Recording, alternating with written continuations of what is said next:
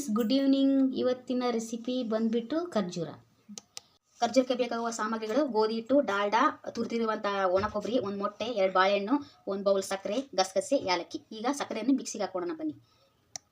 ಬನ್ನಿ ಇವಾಗ ಒಂದು ಬೌಲ್ ಗೋಧಿ ಹಿಟ್ಟನ್ನು ನಾನು ಇದಕ್ಕೆ ಹಾಕ್ತಾ ಇದ್ದೀನಿ. ಅದಾದ ನಂತರ ಸಕ್ಕರೆನ ಮಿಕ್ಸಿ ಮಾಡ್ಕೊಂಡಿದ್ದೆ, ಏಲಕ್ಕಿ ಹಾಕಿ.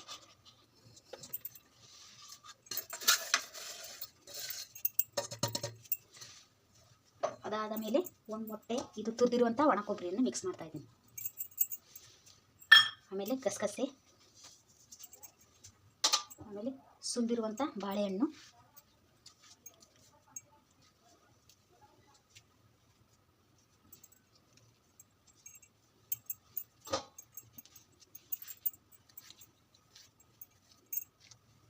ನಾನು 2 ಬಾಳೆಹಣ್ಣು ತೊಗೊಂಡಿನಿ. ನಿಮಗೆ ಎಷ್ಟು ಬೇಕು ಅಷ್ಟು ಹಾಕೋಬೋದು ನೀವು. ಅದಾದಮೇಲೆ 1 ಮೊಟ್ಟೆಯನ್ನು ಒಡೆದು ಅದಕ್ಕೆ ಹಾಕ್ತಾ ಇದ್ದೀನಿ.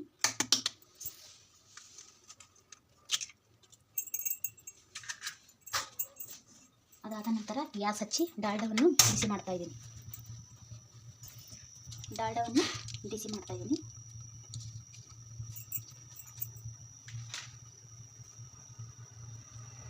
ನಿಮ್ಗೆ ಬೇಕಿದ್ರೆ ಹಾಕೋಬೋದು,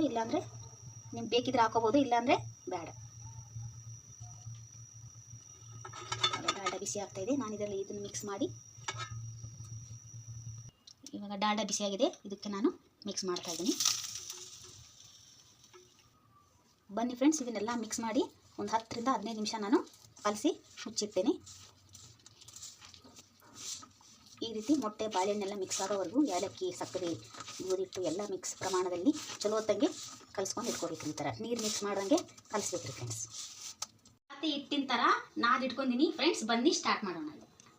ಬನ್ನಿ ಈಗ ಒಂದು ಸ್ವಲ್ಪ ಎಣ್ಣೆ ಹಚ್ಚಿ ಈಗ ಒಂದು ಸ್ವಲ್ಪ ಹಿಟ್ಟನ್ನು ತೊಗೊಂಡು ಲಟ್ಟಿಸಿ ಸ್ಟಾರ್ಟ್ ಮಾಡೋಣ. ಈ ರೀತಿ ಲಟ್ಟಿಸ್ಬೇಕು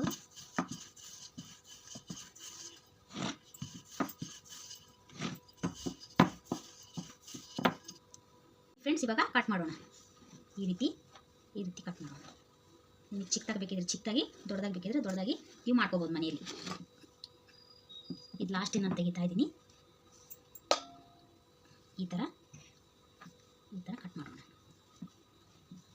ನಿಮಗೆ ಯಾವ ಶೇಪಲ್ಲಿ ಬೇಕು ಆ ಶೇಪಲ್ಲಿ ನೀವು ಮನೆಯಲ್ಲಿ ಕಟ್ ಮಾಡಿ.